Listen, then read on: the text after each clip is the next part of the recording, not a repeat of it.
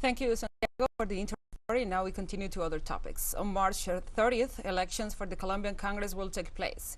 In this context, and at a historic step, 16 candidates will be elected to occupy the so-called peace seats.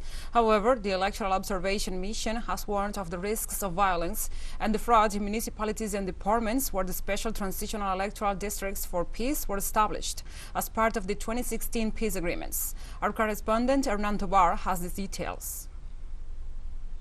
The Electoral Observation Mission in Colombia released a report showing the electoral risk maps for 19 departments and 167 municipalities, where the elections will be held for victims of the conflict to occupy the 16 peace seats in Congress as representatives of the special transitional electoral districts.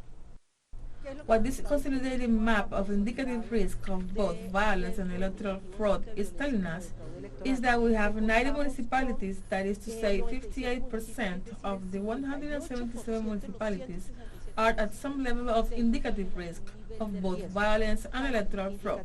Of these municipalities, 43 are at extreme risk. It is the peasant and ethnic leaders who aspire to occupy these seats in the Colombian House of Representatives, as stipulated in the peace agreements. But with this alert, where more than 40 municipalities are at extreme risk, it is expected that both the participation of citizens and the guarantees for the development of campaign activities by the candidates and the population in these territories will be complex. This means that at the same time that there is a presence of illegal armed groups who are active in these territories, which generates an almost complete denial of political rights, we also have a history of atypical electoral behavior due to the electoral transhumance, vote buying, and irregular financing of political campaigns.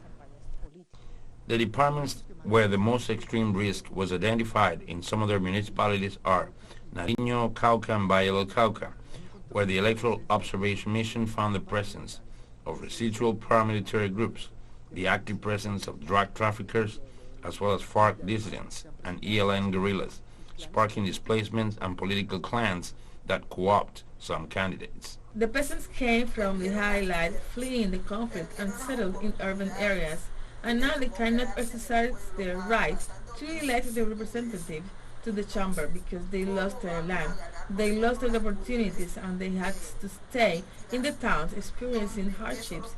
So how are we going to win the seats for victims where this is being managed by people who have money? People who are used to asking the people to vote for them in exchange for crumbs. And when they are in power, they forget them because they have already paid for their work. It is precisely in some departments of the Andean Pacifico region where the risk is extreme. On January 24th alone, Representative, Indigenous leader, and former coordinator of the Indigenous Guard, Jose Albeiro Camayo, was assassinated in the municipality of Buenos Aires, in Cauca department. A total of 10 social leaders have been assassinated so far this 2022.